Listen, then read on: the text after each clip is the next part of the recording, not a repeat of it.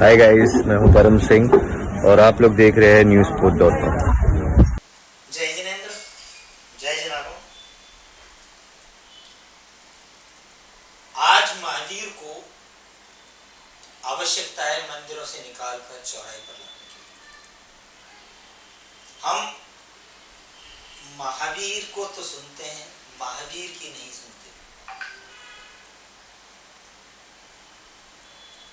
इस तरह के शब्द बोलने वाले कड़वे प्रवचनों के लिए मशहूर आचार्य पुष्पदंत के प्रथम शिष्य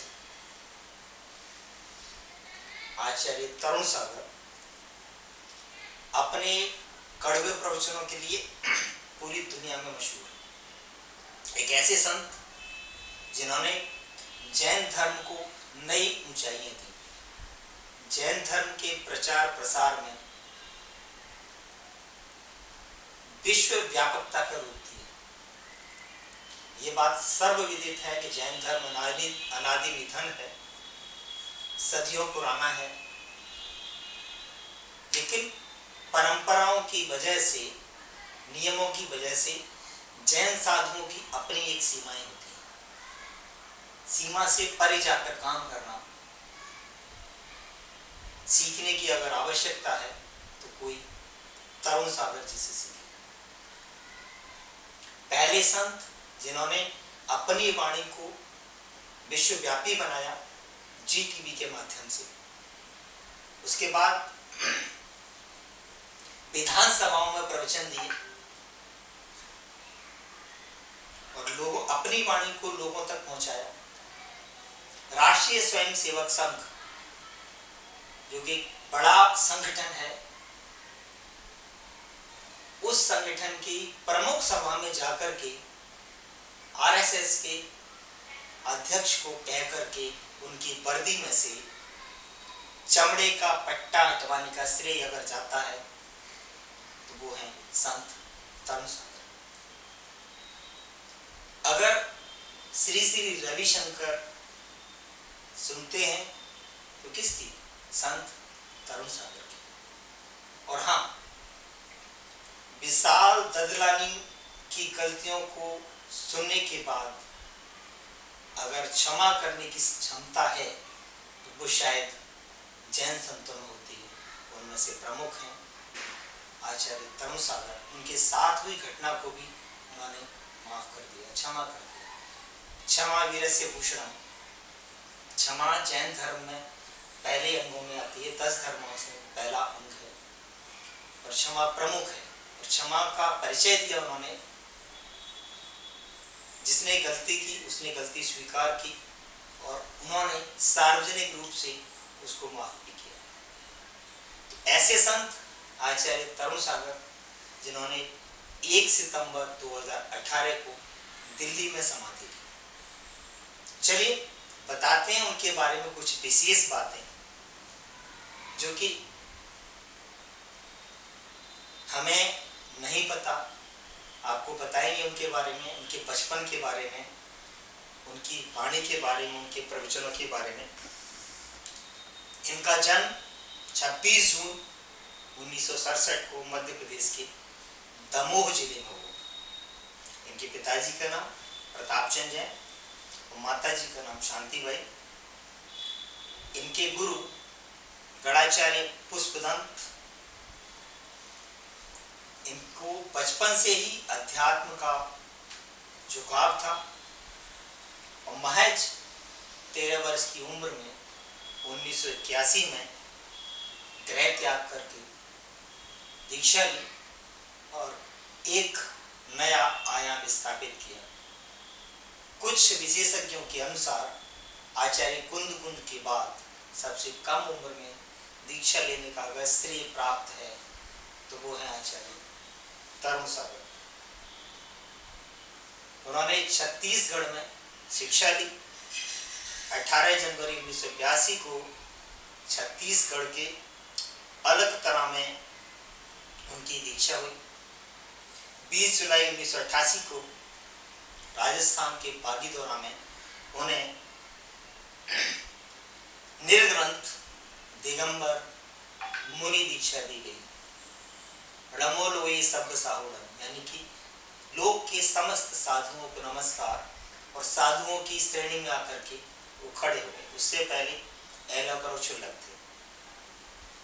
साधु बनने के बाद में उन्होंने पूरे देश में भ्रमण किया और अपने क्रांतिकारी विचारों के लिए न सिर्फ जैन समाज, दिगंबर संप्रदाय, अपितु पूरे साधु संप्रदाय में एक उनकी अलग पहचान बनी, जिसके जरिए उन्होंने समाज की रूढ़ियों को तोड़ा और समाज में व्याप्त आध्यात्मिक भ्रष्टाचार पर भी गहरी चोट की। इस वजह से उन्हें क्रांतिकारी माना जाने लगा और उनको सुनने के लिए न सिर्फ जैन धर्म बल्कि दूसरे धर्मों के लोग भी बड़े प्यार से पहुंचने लगे।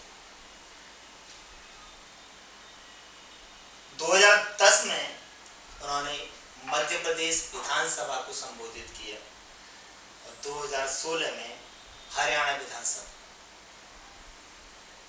इससे पहले वो भारतीय सेना को संबोधित करने वाले पहले जैन साधु बने। और इस तरह से 1 सितंबर 2018 को उन्होंने 5 यानी पंच नमोकार मंत्र का स्मरण करते हुए, साधु समाधि भावना भाते हुए समाधि ली। उनकी समाधि दिल्ली में हुई। उन्होंने अपने बारे में एक बार बताया था कि वो साधु बनने के लिए कैसे प्रेरित हुए। उन्होंने स्वयं कहा कि एक बार मैं स्कूल जा रहा था, स्कूल में जाते वक्त बस्ता लेकर जब वो स्कूल के बाहर एक दुकान पर जलेबियां खा रहे थे, तो उसी शहर के कोने में आचार्य पुष्पदंत प्रवचन दे रहे थे। तो उस प्रवचन में उन्होंने कहा कि तुम भी भगवान बन सकते हो, और तुम भी भगवान बन सकते हो वाला वाक्य उनके जेहन में कौंध गया और उनके गले से जलेबी के स्वाद की जगह तुम भी भगवान बन सकते हो के वाक्य जाने लगा। और ये वाक्य उनके जीवन का एक निर्णायक मोड़ साबित हुआ। और उसके बाद उन्होंने आचार्य पुष्पदंत से दीक्षा ले ली। उनके कई विचार ऐसे हैं जो कि मशहूर हैं। जैसे उन्होंने कहा, खुद की कमाई से कम खर्च हो तो ऐसी जिंदगी बनाओ जो जरूरी हो तभी लो, उधार मत लो। हो सको तो सूरज को उगता हुआ देखो, दिन में कम से कम 3 लोगों की प्रशंसा करो। खुद की भूल स्वीकार करने में कभी संकोच मत करो और किसी के सपनों पर कभी मत हंसो। आपके पीछे खड़े व्यक्ति को कभी कभी आगे आने का मौका दो। किसी के पास किसी से अगर कोई जानना हो तो विवेक पूर्वक जानने का प्रयास करो, और आवश्यकता हो तो दोबारा फिर पूछो।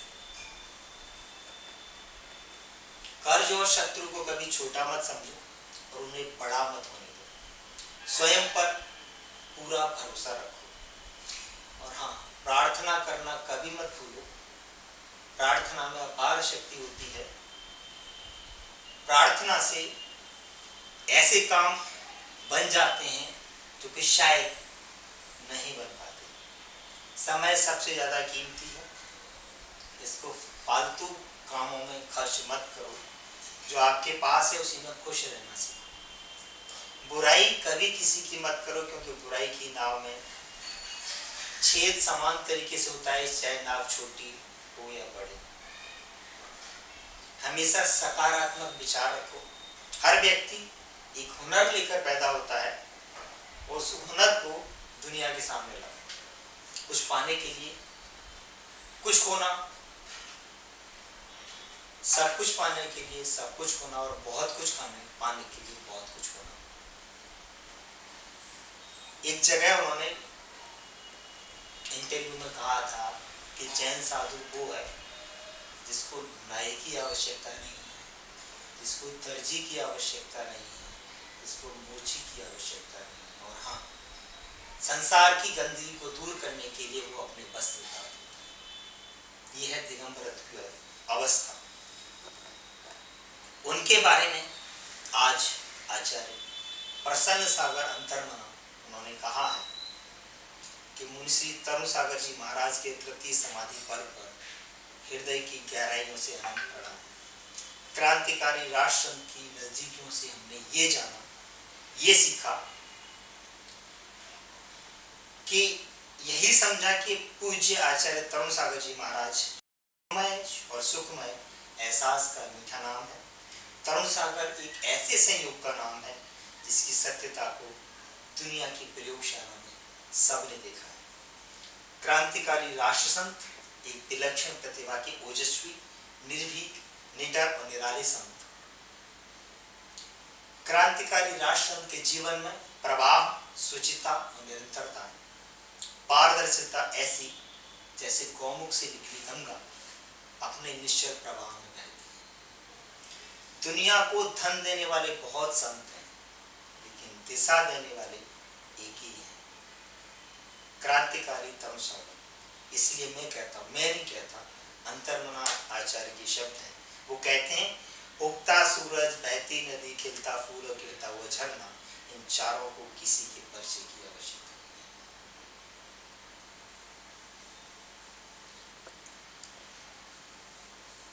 मैं अपने संस्थान, अपने आस पास के लोगों की तरफ से आचार्य तरुण सागर के चरणों में प्रणाम करता हूँ, अपनी विनम्र श्रद्धांजलि अर्पित करता हूँ।